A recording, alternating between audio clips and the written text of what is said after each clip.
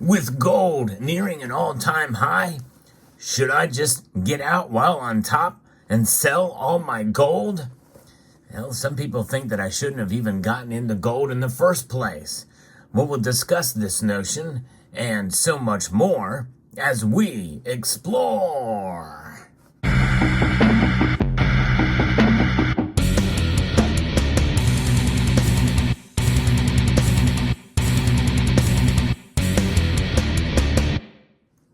Gold, like many other commodities, does fluctuate in price. And there's a saying, as is the case with any kind of strategy for investing, that you should sell low or sell high and buy low. Buy low and sell high. So maybe I should just sell it right now. What do you think? Some people think that it was a horrible idea to get involved in gold in the first place. There's some people that say it's a horrible investment. And you know what? They would be right. In fact, we're going to listen to one individual who thinks that gold is a horrible investment. Let's see what he's got to say about this. Well, I'm not a big fan of gold as an investment at all, but the bullion, the sort of thing you might buy from Costco, is a particularly horrible investment thesis. It's essentially a shiny rock, an expensive doorstop, call it what you will. It doesn't pay dividends or interest, and in fact, you have to pay to store it and insure it. As Warren Buffett likes to point out, it's crazy that we dig gold out of the ground and then bury it in a vault in the ground. And in a market like today, with short-term interest rates above 5%, the opportunity cost of owning gold is substantial. And finally, if you want to invest your money, then stocks are a great way to do it. Over the past 100 years, the Dow Jones Industrial Average has generated a return that is 6.5 times that of spot gold. So I'm not a big fan of gold, and in physical form, it's a particularly bad investment. Okay. So there's his take, Mr. Nations here, who has an investment firm, not a big fan of gold. Of course, the term being investment, of course, it's a horrible investment, and he's right.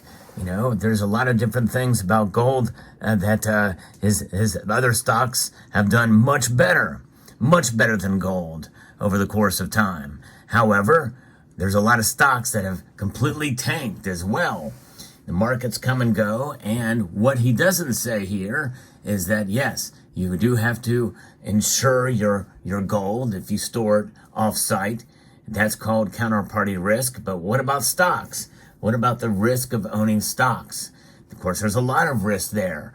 And of course, he's talking about it as an investment. And you and I, we understand. And if you're new to gold, well, you should understand that it should never be viewed as an investment. It is not. It is a hedge. In fact, the interviewer here on CNBC points this out to Mr. Nations here. And we're going to hear that question and his answer to it. I think that's quite revealing, because I think it's a good idea for us to really feel confident that what we are doing is the right thing and understand why we hold gold. Because yes, we do pay a premium. There's a lot of things that could be negative about it. It does not pay dividends. In fact, it doesn't do anything for us. But I'm going to make the argument that is one of the biggest attractive things about gold is that it does not pay dividends and it does not react in many different ways. So let's hear about the question about gold as a hedge, as a diversification tool. So I will just say right now, I see some of the commercials that my dad's watching and my father-in-law is watching that say, hey, look, gold can be a great hedge to your equities investment. You don't see it as even a good protection. Okay, I'm going to put my money in stock, but I'm also going to own some gold as another resort and to diversify my portfolio. Diversification is wonderful. It's actually the only free lunch on Wall Street. But the way for most people to diversify is have 60 to 70% of their portfolio in equities and the balance in fixed income. And when you look at physical gold, it gets even worse. Costco, the markup over spot gold is about 4%. When it comes time for you to sell your 1 ounce bar, you're going to have to sell it at a discount to spot of about 1%. In Chicago, you're going to pay sales taxes of about 10%. So gold has to rally about 15% just to get to break even. Do you feel that way broadly about precious metals? Yeah, yes, I do. And part of what Costco is doing here is they're generating some scarcity fears, talking about when they put these up for sale, they sell out quickly. But so there he talks about it. And while that interview is going on, that question, they pulled up a chart of the Dow Jones and gold, and the amount that gold has risen above the Dow Jones Industrials. Now there's other measures, but you can take any stock, you can take any time period and make any stock look really good or look really bad. You've heard me talk about this before. And of course, when he talks about taxation, well, there's a lot of taxes, a lot of capital gains in the stock market as well, too. There's nothing that can escape taxes, except for now, you are seeing more and more states now moving away from taxing precious metals, in fact, utilizing them for what they are. And that's just it, the fundamental understanding that some of these insiders, these Wall Street folks who believe that you should go into the stock market, and that's where you should put all of your money, and not into gold and silver, not even in any percentage, not 5%, not 1%, or anything. And I think that's the thing, because they don't have a fundamental understanding, just like Warren Buffett. Although Warren Buffett did understand silver at one time, he bought a whole lot of it for sure, but nonetheless, he's out of the metal space, and I don't think he really fully grasped and understand it either, because just because somebody buys a whole bunch of something does not mean that they understand what it is and what it means to own it. And for those of us in this community, we know that gold is something that is more than just a hedge. It is indeed money. This is why central banks own it around the world, and they're collecting it at a record pace now, and they have for the past couple of years, and there's no end in sight. They continue to accumulate, and many prospect that they are going to continue to do so strongly in 2024. Why? Well, because even the Bank of International Settlements, who is a central bank of central bankers, has relegated gold as a tier 1 asset, making it equal to and on par with cash and treasuries. So therefore, it is a good idea for the central banks, which means it's a good idea for us. And I think by extension, silver can fall in a category of being a hedge as well too. And just you have to be a little bit more strategic in how you buy it. Central banks don't store silver, but nonetheless, gold, I believe, is the ultimate hedge. And this interview just goes to fundamental misunderstanding by the individual about what gold is about. Because yes, you do have to pay a premium when you buy gold. And definitely you have to pay a premium when you buy silver. And yes, when you go to sell your gold, some places will buy it from you at about 1% under spot.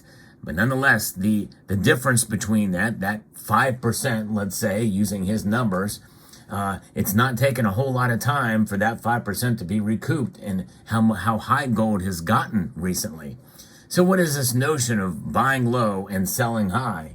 Well, yes, I'm with gold being well above $2,000 an ounce right now, I could probably profit from the gold that I've accumulated all the years. But that's not what it's about for me. And that's not what it should be about for you.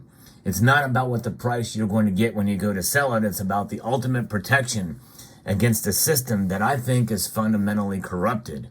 And even though I may not agree with many of you about some of the things like price suppression to an extent, I do think that overall the markets have become, bureaucratized at the very least and corrupted at the very most. In general, the whole derivatives market by its nature, I think, is corrupted. And I think that's not an unreasonable statement. And so therefore, I want to have something outside of that system. And it's worth it to me to have single party risk when having gold, because it's a heck of a lot better than counterparty risk. Although, on an aside note, I do store some of my gold off-site, but it is not in a traditional manner. So the counterparty risk is something that is something much more acceptable to me. And if you have the luxury of being able to store some of the gold off-site with somebody you trust, somebody who is very secure and is not really known to even some of your close associates. So that is the thing about having gold. It gives you the power, not any other entity, whether it be the government, whether it be some storage facility someplace. I think that is quite profound, and I think that is why I'm not going to give up on gold, but I do agree that it is a horrible investment. Another commenter had mentioned about the S&P 500 and a full stack video that I did. If I would have taken the time to put all the money in the S&P 500, I would have done much better than I would have accumulating gold. But the thing is, those are just digits on a screen. Yes, I could have strategically took some of that money out at the highs and bought the gold with it and still profited. But then I'd have to be a genius to be able to do that and know how it was going to end. No, I'm much happier. I don't care if it was a 10-time return. I would never change what I have done in the accumulation of my gold. Why? Because gold is the ultimate safe haven. The ultimate. There's no other better way to protect yourself from economic instability than gold, in my view, because it's more than just the price performance. It's the value that the gold has. And that value is something that history has tells us about, not some digit on a screen, not some derivative, not some analyst, not even some precious metal enthusiast, not even a precious metals dealer, not even me. It's about historical fact about what gold has been over the ages. So I hope this helps you to consider thinking about what gold really means. Having a fundamental understanding of gold, I think, is paramount, and it helps us to really feel better about having it in our portfolio, no matter what the price does. So I hope you found this video informative, insightful, and educational. And I'd like to extend a multitude of gratitude to each and every one of you for taking the time to watch, and encourage you to please rate, share, comment, and subscribe.